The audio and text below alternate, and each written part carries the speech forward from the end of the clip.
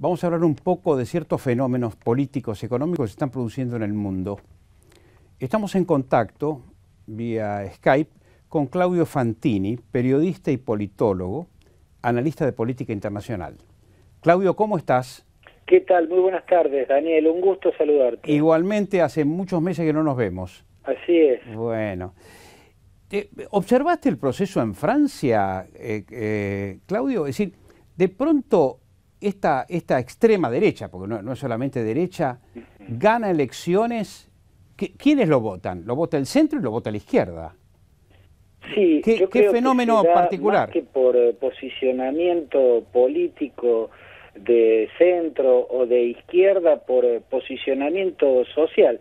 Los sectores de la sociedad que más temen, por ejemplo, a la inmigración, en particular desde el norte de África y del Oriente Medio, que pertenecen sobre todo a la clase trabajadora, donde le temen a la inmigración, también a la que viene de Europa Central, de los países de la ex órbita soviética, le temen porque son competencia en el mercado laboral, en un momento en que la economía europea está tratando casi agónicamente, todavía con pocas fuerzas, de salir de una realidad más cerca de la recesión que del crecimiento y la prosperidad.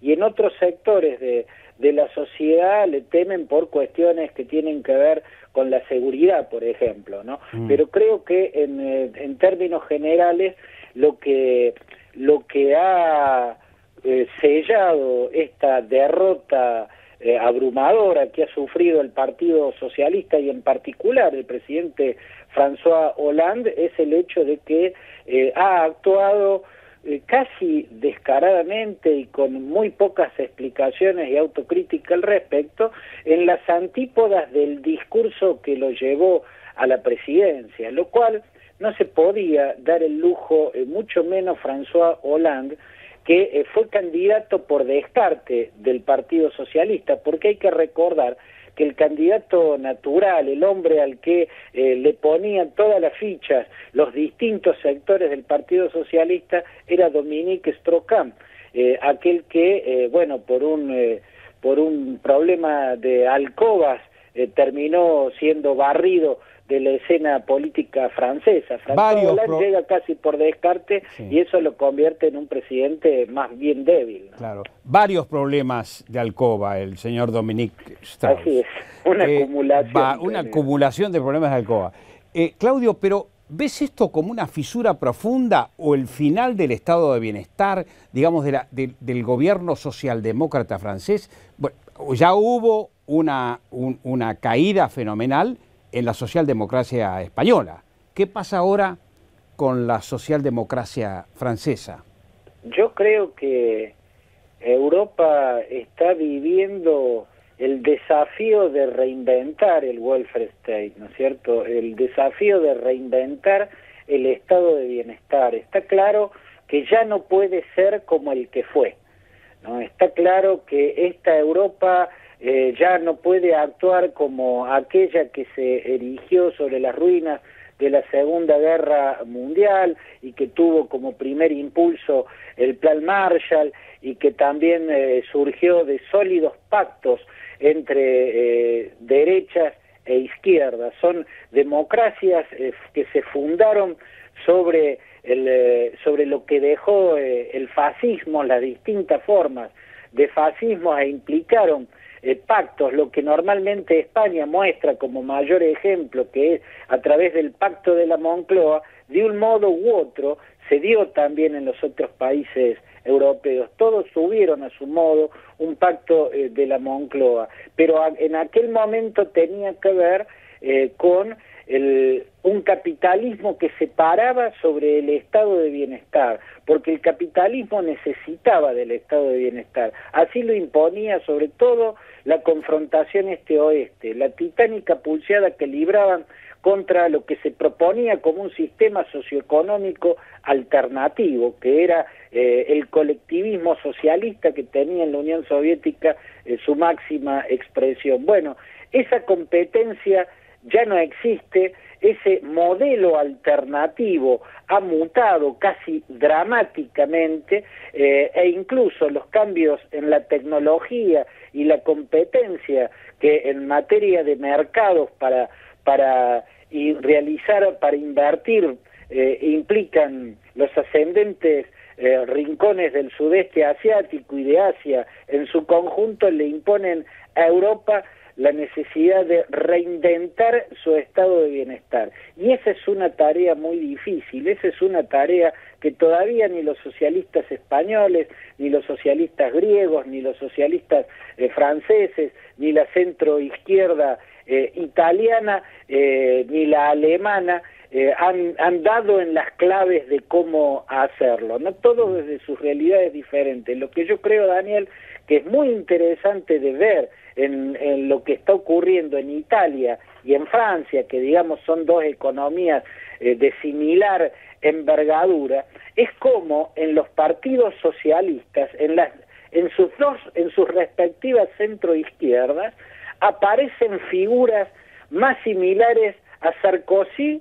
que a Mitterrand, por ¿Qué te ejemplo. parece? Por ejemplo, el premier que ha designado Hollande, el catalán. Así es, Valls, Manuel Valls. Lo llaman el Sarkozy del socialismo, ¿no? Así es. Es un hombre que, digamos, brega por una política antiinmigratoria, ¿no? Así es, ya nomás el hecho de que la nacionalista Francia tenga por primera vez en su historia a un jefe de gobierno no nacido en Francia, no está gobernada por un español, ya es un hecho novedosísimo, pero también es novedosa el perfil político de este hombre.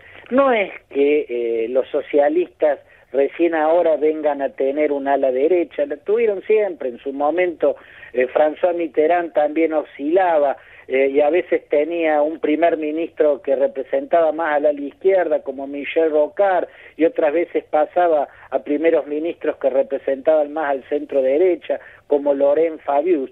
Pero en este caso se trata de un perfil de liderazgo más parecido, más berlusconiano, si se quiere. Así y es. Lo mismo ocurre con el actual primer ministro italiano.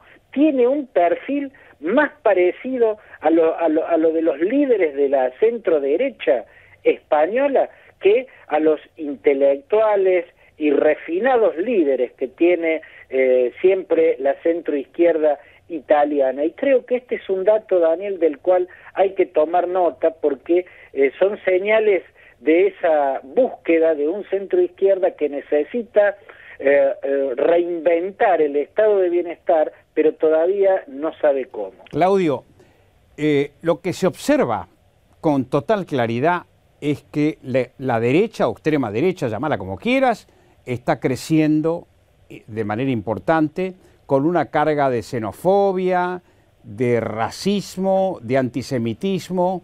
Los partidos nazis ya están presentes en el resto de Europa.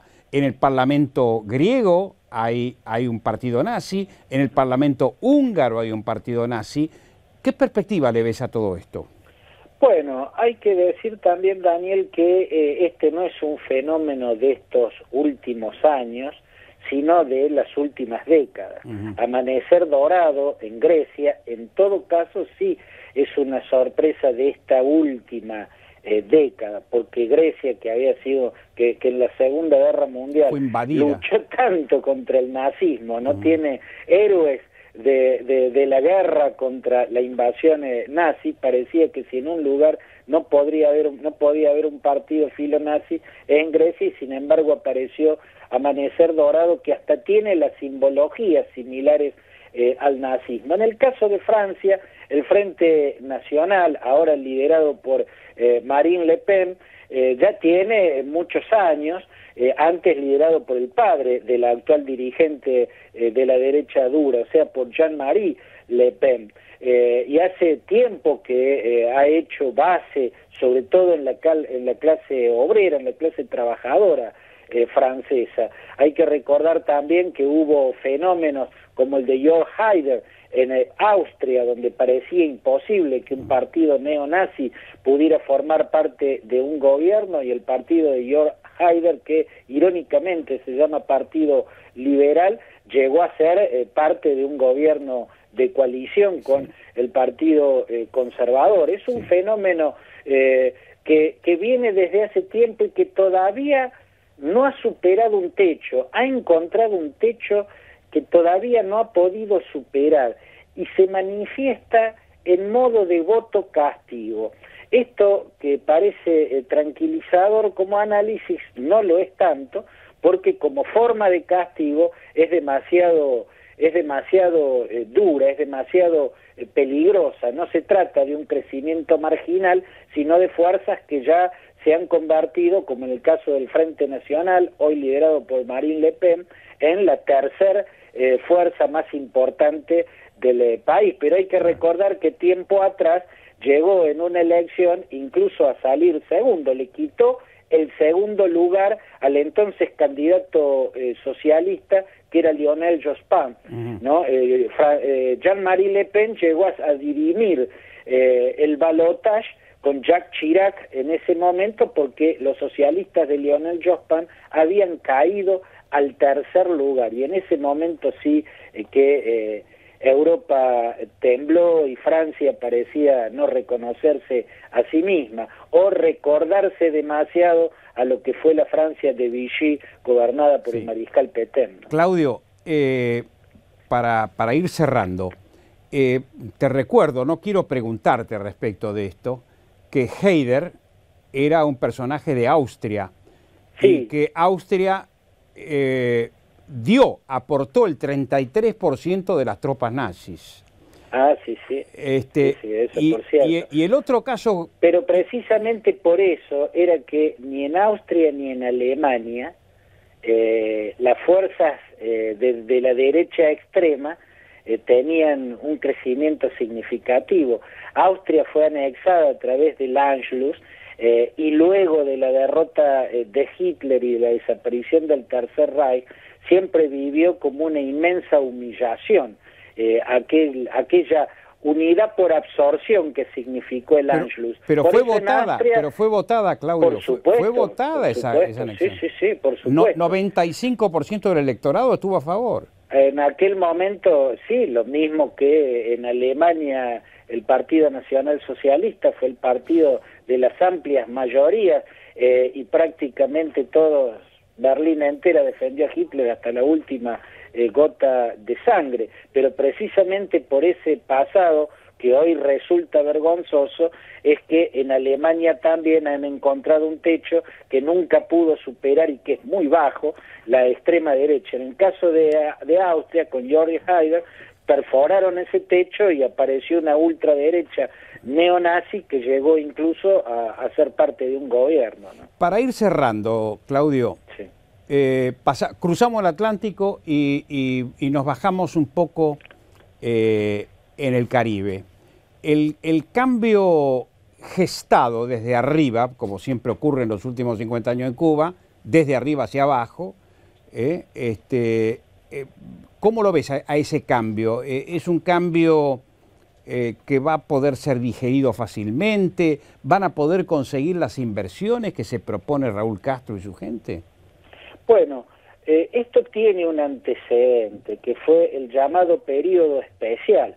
En la década de los 80, cuando desaparece la Unión Soviética, década de los 80 y sobre todo de los 90, viene el llamado periodo especial, que está caracterizado por una cierta apertura, que incluso hasta permite el surgimiento de directores como Gutiérrez Alea y de un cine con ribetes críticos, ¿no?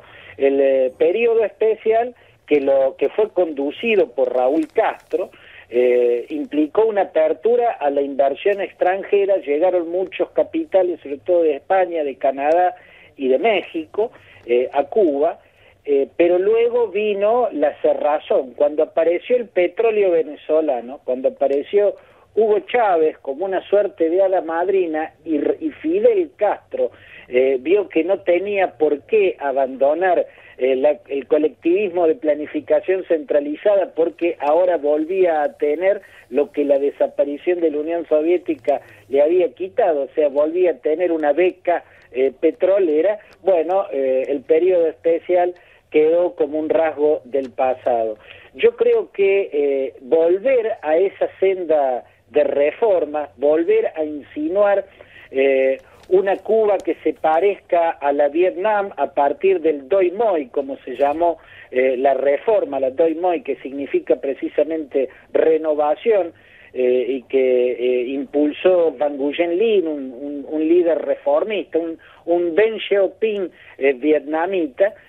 Bueno, que Cuba se vuelva a encaminar por esa senda, por un lado muestra que ya no confía ni la propia Cuba que vaya a poder mantener Venezuela esa beca petrolera con la que compró influencia en la región y apoyo al liderazgo de Chávez. Claudio. Y creo que el hecho de que Fidel ya no esté al frente también es una carta diferente que puede hacer que las inversiones esta vez lleguen y que le crean un poco más a que no se va a repetir la historia. Claudio, el tiempo se terminó, pero te agradecemos muchísimo tus explicaciones y tu didáctica.